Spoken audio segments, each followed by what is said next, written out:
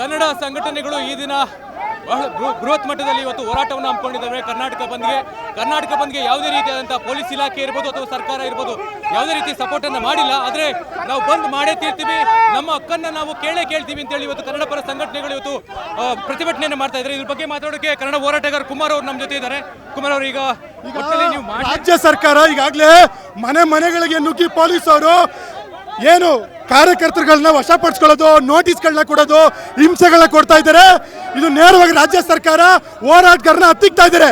ನಾವು ನ್ಯಾಯಯುತವಾದ ಬೇಡಿಕೆ ನಮ್ದು ಏನು ಮೇಕೆದಾಟು ಯೋಜನೆ ಆಗಬೇಕು ಹಾಗೂ ಕನ್ನಡಿಗರು ಏನು ನಿಷೇಧ ಮಾಡ್ತಾ ಇದ್ದಾರೆ ಅದಕ್ಕೆ ನಾವು ಇದು ಮಾಡ್ತಾ ಇದ್ದೀವಿ. ಈಗ ಒಟ್ಟಿನಲ್ಲಿ ಪೊಲೀಸ್ ಕಮಿಷನರ್ ನಿಮಗೆ ಇದಕ್ಕೆ ಸಂಪೂರ್ಣವಾಗಿ ನಿಮ್ಮ ಬಂಧನ ಹತ್ತಿಕ್ಬೇಕು ಅಂತ ಹೇಳಿ ಪ್ರಯತ್ನವನ್ನು ಪಡ್ತಾ ಇದ್ದಾರೆ ಅಂತ ಈಗ ಕರವೇ ಶಿವರಾಮೇಗೌಡರು ಹೇಳ್ತಾ ಇದ್ರು. ಏನಾಗಿದೆ ಈ ಪೊಲೀಸ್ ಇದೇ ಮೊದಲನೇ ಸರಿ ರಾಜ್ಯ ಸರ್ಕಾರ ಈ ಮಟ್ಟಕ್ಕೆ ಇಳಿದಿರೋದು. ಹಿಂದಿನ ಬಂದ್ಗಳಲ್ಲಿ ನೀವು ನೋಡಿರ್ಬೋದು, ರಾಜ್ಯ ಸರ್ಕಾರ ಕನ್ನಡಿಗರಿಗೆ ಹೋರಾಟಗಾರರಿಗೆ ಒಂದು ಗೌರವನ ಕೊಡ್ತಾ ಇದ್ರು, ನೀವು ಆಚರಿಸಿ, ನಿಮ್ಮ ಜೊತೆ ನಾವು ಇರ್ತೀವಿ ಅಂತ. ಆದರೆ ಈ ರಾಜ್ಯ ಸರ್ಕಾರ ವಿರೋಧಿ ಸರ್ಕಾರ, ಇವರು ಮೇಕೆದಾಟು ಹೆಸರಲ್ಲಿ ಇವರು ಸರ್ಕಾರವನ್ನು ರಚಿಸ್ತಾರೋ. ಇವತ್ತು ಮೇಕೆದಾಟು ಯೋಜನೆ ಏನಾಯ್ತು ನಾವು ಅದನ್ನ ಕೇಳ್ತಾ ಇದ್ದೀವಿ. ಯಾಕೆ ನಮಗೆ ನೀವು ಹೋರಾಟ ಮಾಡಲಿಲ್ಲ ಮೇಕೆದಾಟಿಗೆ?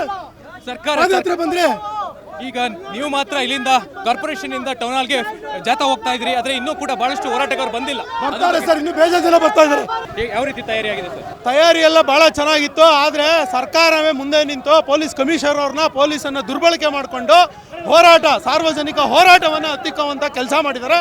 ಇದು ಪ್ರಜಾಪ್ರಭುತ್ವ ದೇಶ ಅಲ್ಲ ಅನ್ನೋದು ಒಂದು ಪ್ರೂವ್ ಮಾಡ್ಕೊಂಡಿದ್ದಾರೆ. ಹತ್ತಿಕ್ಕೋದ್ರಿಂದ ಪೊಲೀಸ್ ಇಲಾಖೆಗೆ ಮತ್ತೆ ಸರ್ಕಾರಕ್ಕೆ ಏನು ಲಾಭ ಸರ್?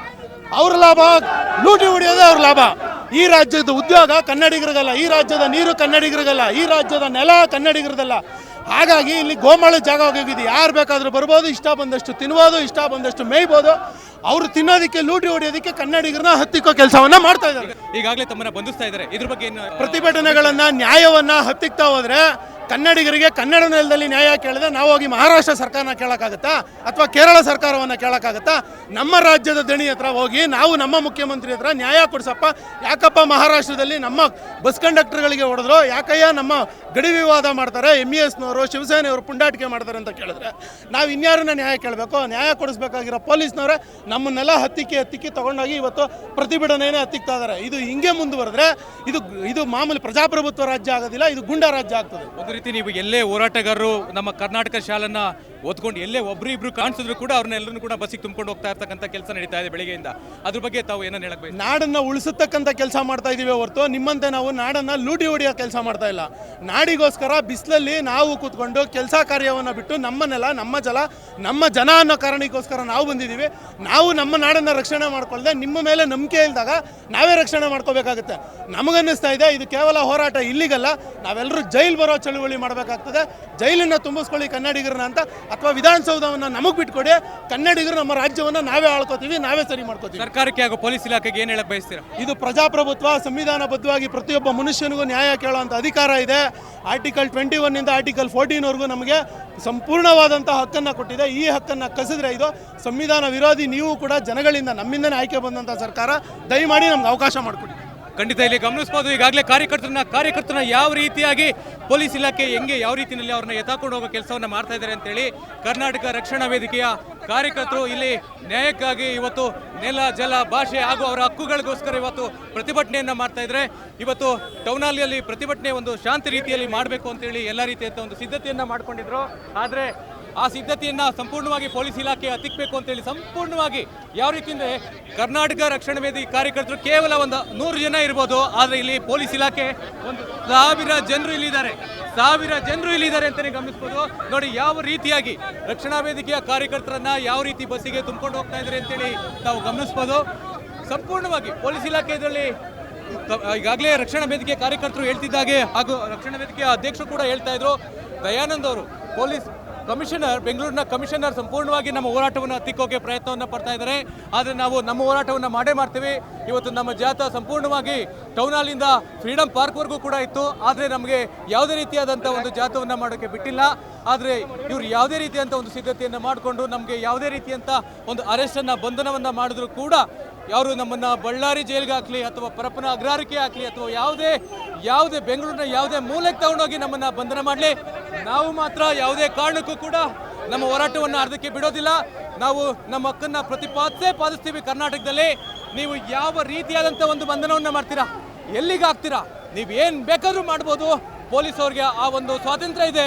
ಆದರೆ ಅದೇ ರೀತಿಯಲ್ಲಿ ನಾವು ಕನ್ನಡಿಗರು ನಮ್ಮ ಹಕ್ಕನ್ನ ಪ್ರತಿಪಾದಿಸೋಕೆ, ನಮ್ಮ ಹಕ್ಕನ್ನ ಕೇಳೋಕ್ಕೆ ನಾವು ಹಿಂಜರಿಯೋದಿಲ್ಲ. ನೀವು ಪೊಲೀಸ್ ಇಲಾಖೆಯನ್ನು ಸಂಪೂರ್ಣವಾಗಿ ಬಳಸ್ಕೊಳ್ಳಿ. ಎಷ್ಟು ಬೇಕಾದ್ರೂ ದಬ್ಬಾಳಿಕೆಯನ್ನು ಮಾಡಿ ಪೊಲೀಸ್ ಕಮಿಷನರ್ ಅವರೇ ಹಾಗೂ ಸರ್ಕಾರ ಡಿ.ಕೆ. ಶಿವಕುಮಾರ್ ಅವರು ಹೇಳ್ತಾರೆ, ಯಾವುದೇ ರೀತಿ ಇದು ಹೋರಾಟವನ್ನು ಯಾವುದೇ ಕಾರಣಕ್ಕೂ ಕೂಡ ಮಾಡೋಕ್ಕೆ ಬಿಡಬಾರ್ದು. ನೋಡ್ಬೋದು ಈಗಾಗಲೇ ಇಲ್ಲಿ ಶಿವರಾಮೇಗೌಡರನ್ನ ಸಂಪೂರ್ಣವಾಗಿ ನಮ್ಮ ಹೋರಾಟ ಮುಂದುವರಿಯುತ್ತೆ ಸರ್. ನಮ್ಮ ಹೋರಾಟ ನಿರಂತರ. ಇವರು ದಮನ ಮಾಡಿದಕ್ಕೆ ಹೋರಾಟ ನಿಲ್ಲಲ್ಲ. ಪ್ರತಿಭಟನೆ ಮಾಡೋಕ್ಕೂ ಬಿಡ್ತಾ ಇಲ್ಲ. ಸರ್ಕಾರ ಪ್ರತಿಭಟನೆ ಬಿಟ್ಟಿಲ್ಲ. ಅದೇ ಸರ್ಕಾರ ಇದು ಜನಪರ ಸರ್ಕಾರ ಅಲ್ಲ, ಹಿಟ್ಲರ್ನ ಸರ್ವಾಧಿಕಾರಿ ಸರ್ಕಾರ. ಈಗಾಗಲೇ ಗಮನಿಸಬಹುದು ಯಾವ ರೀತಿಯಾಗಿ ಹೋರಾಟಗಾರರನ್ನ ಈಗಾಗಲೇ ಬೆಳಿಗ್ಗೆನೂ ಕೂಡ ಒಂದು ಬಸ್ಸಲ್ಲಿ ತುಂಬಿಕೊಂಡು ಹೋದ್ರು. ಈಗಲೂ ಕೂಡ ಬಸ್ಸಲ್ಲಿ ಕರ್ನಾಟಕ ರಕ್ಷಣಾ ವೇದಿಕೆ ಕಾರ್ಯಕರ್ತರನ್ನ ಹಾಗೂ ಕನ್ನಡ ಪರ ಹೋರಾಟಗಾರರನ್ನ ಸಂಪೂರ್ಣವಾಗಿ ಬಸ್ನಲ್ಲಿ ತುಂಬಿಕೊಂಡು ಹೋಗಿರೋದನ್ನ ನೀವೆಲ್ಲರೂ ಕೂಡ ಗಮನಿಸ್ಬೋದು. ಒಂದು ರೀತಿ ಬೆಂಗಳೂರು ಸ್ತಬ್ಧವಾಗಿದೆ. ಬೆಂಗಳೂರು ಸಂಪೂರ್ಣವಾಗಿ ಸ್ತಬ್ಧವಾಗಿದೆ. ನಾವು ಹೋರಾಟವನ್ನು ನಮ್ಮ ಹಕ್ಕುಗಳಿಗೋಸ್ಕರ ಇವತ್ತೇನು ಹೋರಾಟವನ್ನು ಮಾಡ್ತಾ ಇದ್ವಿ, ಕರ್ನಾಟಕ ಬಂದ್ಗೆ ಕರೆ ಕೊಟ್ಟಿದ್ವಿ, ಅದು ಯಶಸ್ವಿಯಾಗಿದೆ. ರಾಜ್ಯಾದ್ಯಂತ ಎಲ್ಲ ಜಿಲ್ಲೆಗಳಲ್ಲೂ ಕೂಡ ಇವತ್ತು ನಮ್ಮ ಕನ್ನಡ ಪರ ಹೋರಾಟಗಾರರು ಹೋರಾಟವನ್ನು ಹಮ್ಮಿಕೊಂಡಿದ್ದಾರೆ. ದೊಡ್ಡ ಮಟ್ಟದಲ್ಲಿ ಯಶಸ್ವಿಯಾಗಿದೆ ಅಂತ ವಾಟಾಳ್ ನಾಗರಾಜ್ ಅವರು ಹೇಳಿದ್ದಾರೆ. ಹಾಗೆ ಕನ್ನಡ ಪರ ಹೋರಾಟಗಾರರಾದಂಥ ಹಿರಿಯ ಎಚ್ ಶಿವರಾಮೇಗೌಡರು, ಕರ್ನಾಟಕ ರಕ್ಷಣಾ ವೇದಿಕೆ ಅಧ್ಯಕ್ಷರು, ಕಾರ್ಪೊರೇಷನ್ನಿಂದ ಟೌನ್ ಹಾಲ್ವರೆಗೂ ಕೂಡ ಇವತ್ತು ಒಂದು ಜಾಥಾವನ್ನು ಹಮ್ಮಿಕೊಂಡ್ರು. ಆ ಜಾಥಾ ಒಂದು ರೀತಿ ಯಶಸ್ವಿ ಕೂಡ ಆಯಿತು. ಕಾರ್ಪೊರೇಷನ್ನಿಂದ ಟೌನ್ ಹಾಲ್ಗೆ ಬಂದ ತಕ್ಷಣ ಪೊಲೀಸ್ ಅವ್ರನ್ನ ಬಸ್ಗೆ ತುಂಬಿಕೊಂಡು ಹೋಗಿದ್ದಾರೆ. ಇವತ್ತು ಹೋರಾಟವನ್ನು ಮಾಡೋಕೆ ಬಿಡೋದೇ ಇಲ್ಲ ಅಂತ ಹೇಳಿದರು ಸರ್ಕಾರ ಹಾಗೂ ನಮ್ಮ ಪೊಲೀಸ್ ಇಲಾಖೆ. ಆದರೆ ನಾವು ಅದಕ್ಕೆ ಮಣಿಯೋದೇ ಇಲ್ಲ. ನಾವ ಅಂತ ಕರ್ನಾಟಕ ರಕ್ಷಣಾ ವೇದಿಕೆಯ ಎಲ್ಲ ಕಾರ್ಯಕರ್ತರು ಹಾಗೆ ಕನ್ನಡ ಪರ ಎಲ್ಲ ಹೋರಾಟಗಾರರು ಇವತ್ತು ಒಂದು ರೀತಿ ಇದನ್ನ ಒಂದು ಚಾಲೆಂಜ್ ಆಗಿ ಸ್ವೀಕಾರವನ್ನು ಮಾಡಿದರು. ಈ ಒಂದು ಹೋರಾಟವನ್ನು ಅವರು ಯಶಸ್ವಿಯಾಗಿದ್ದಾರೆ.